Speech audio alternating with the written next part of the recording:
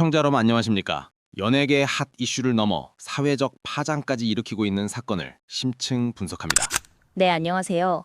배우 조진웅 씨의 충격적인 과거와 갑작스러운 은퇴 선언.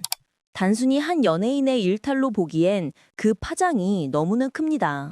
특히 이번 사태는 그가 그동안 보여줬던 정의로운 이미지와 정반대되는 추악한 진실이 드러났다는 점에서, 그리고 정치권의 진영 논리까지 개입되면서 더욱 복잡해지고 있습니다. 영웅이 된 괴물이라는 비판까지 나오고 있는 지금 사건의 전말과 그 이면을 10가지 핵심 포인트로 낱낱이 파헤쳐 보겠습니다. 먼저 조진웅 씨의 은퇴 선언부터 짚어보겠습니다. 논란이 터진 직후 그는 아주 빠르게 배우의 길에 마침표를 찍겠다고 발표했습니다. 입장문을 보면 과거 불미스러운 일로 실망을 드려 죄송하다. 모든 질책을 겸허히 수용하겠다는 내용이 담겨 있습니다.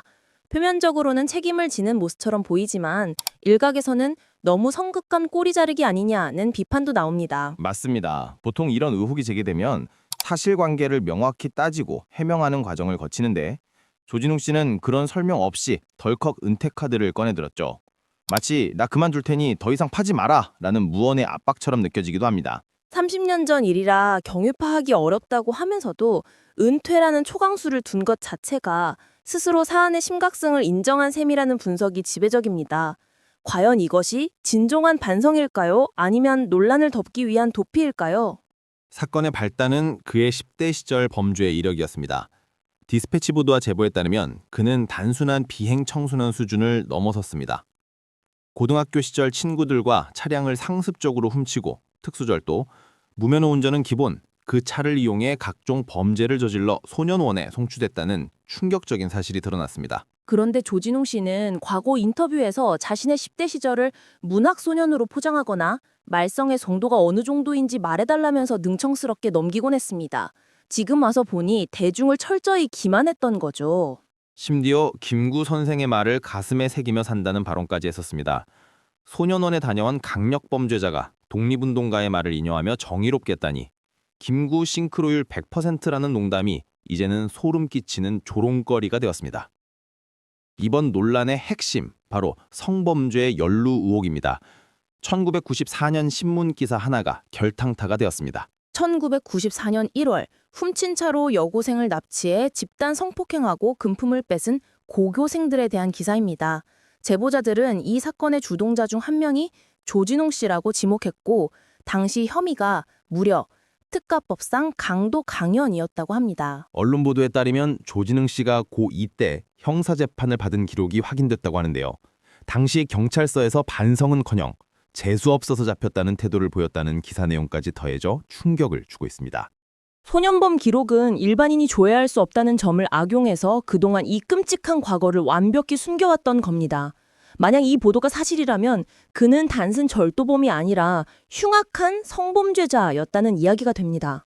이에 대해 소속사는 미성년 시절 잘못은 인정하지만 성폭행과는 무관하다는 입장을 내놨습니다. 이 해명이 참 기가 막힙니다. 30년 전이라 기억이 잘 안 난다고 하면서 성폭행 혐의만큼은 아주 단호하게 부인하고 있거든요. 차량 절도와 소년원행은 빼박 증거가 있으니까 인정하고 가장 치명적인 성범죄만 쏙 빼고 싶은 걸까요? 언론은 강도강연 혐의를 확인했다 하고 제보자들도 성폭행 시도가 있었다 증언하는데 소속사는 구체적인 반박 증거 없이 그냥 아니다라고만 합니다. 그러면 제보자와 언론이 단체로 거짓말을 하고 있다는 걸까요? 제대로 된 설명 없이 성폭행은 안 했다는 말 한마디로 퉁치고 은퇴해버리는 태도. 이것이야말로 피해자들에 대한 2차 가해이자 대중을 우롱하는 처사가 아닐 수 없습니다. 파트 5. 성인 이후에도 이어진 폭력성, 20대 폭행 및 음주운전. 철없던 시절의 실수라는 변명도 통하지 않습니다.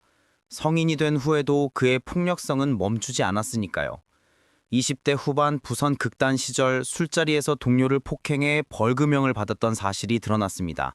또 2004년에는 음주운전으로 면허가 취소되기도 했죠. 소년원에 다녀오고도 정신을 못 차렸다는 증거입니다. 10대 때 강력범죄, 20대 때 폭행과 음주운전, 범죄의 카테고리만 바뀌었지 법을 무시하고 타인에게 해를 가하는 본성은 그대로였던 겁니다.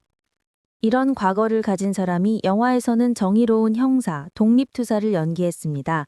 대중들이 느끼는 배신감의 크기가 남다를 수밖에 없는 이유입니다.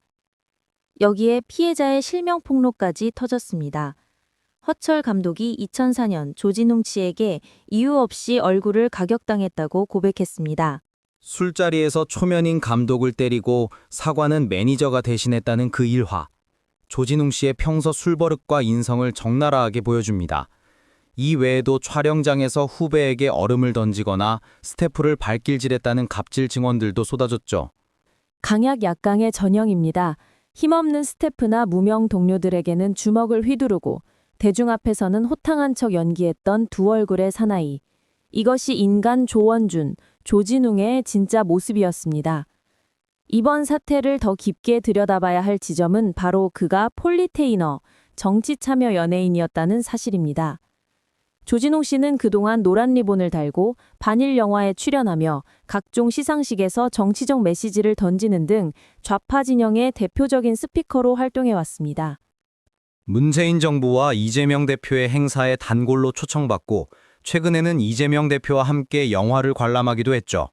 이런 활동을 통해 그는 깨어있는 배우, 개념 배우라는 이미지를 구축했고 정치적 팬덤의 지지까지 얻었습니다. 문제는 그 정의로움이 전부 가짜였다는 겁니다. 본인은 흉악 범죄를 저지르고 폭력을 일삼으면서 입으로는 정의와 역사를 논하며 대중을 선동했습니다. 자신의 범죄 과거를 세탁하기 위해 정치를 이용했다는 비판을 피하기 어려운 대목입니다. 상황이 이렇다 보니 정치권에서도 반응이 엇갈립니다. 놀랍게도 일부 좌파 진영에서는 조진웅 씨를 감싸는 목소리가 나오고 있습니다. 죗값 다 치렀는데 뭐가 문제냐. 철없던 시절 잘못으로 사람을 매장하냐 등의 논리인데요. 심지어 민주당, 조국혁신당 쪽 인사들은 그를 옹호하다가 역풍을 맞기도 했죠. 이게 단순히 철없는 실수입니까? 강도 강간 혐의입니다. 우리 편이라고 해서 흉악 범죄라까지 감싸고 도는 진영 논리, 정말 기괴하지 않습니까? 정치색만 맞으면 범죄자도 영웅이 되는 세상. 조진웅 사태는 우리 사회에 비뚤어진 팬덤 정치와 진영 논리의 만낯을 그대로 보여주고 있습니다. 다시 현실로 돌아와서 그의 은퇴가 업계에 미친 피해는 막심합니다. 드라마 시그널2는 주연 배우의 증발로 제작 무산 위기에 처했습니다. 수많은 스태프들의 생계가 달린 문제입니다. 본인은 책임지겠다며 떠났지만 남겨진 사람들은 금전적 손해와 허탈함을 고스란히 안게 되었습니다. 광고계 위약금 소송도 줄을 이을 텐데요. 그동안 쌓아올린 공든탑이 본인의 과거 때문에 한순간에 무너져 내렸습니다. 업계 관계자들은 믿는 도끼에 발등 찍힌 정도가 아니라 발목이 잘렸다며 한탄하고 있습니다. 조진웅 씨의 사례는 우리에게 묵직한 교훈을 남깁니다. 이미지로 먹고 사는 연예인, 특히 정치적 목소리를 내는 폴리테이너들에 대한 검증이 얼마나 중요한지 말입니다. 제보자는 그는 약한 사람을 괴롭히던 가해자였는데 경찰 역할을 하며 정의로운 사람으로 포장됐다고 훈노했습니다.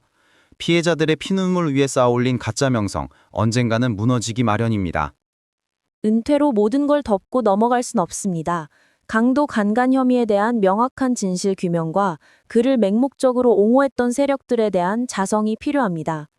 다시는 제2의 조진웅, 정의를 연계하는 괴물이 나오지 않도록 우리 대중들도 눈을 부릅뜨고 지켜봐야 할 것입니다. 오늘 준비한 심층 분석은 여기까지입니다. 시청해주신 여러분 고맙습니다. 감사합니다.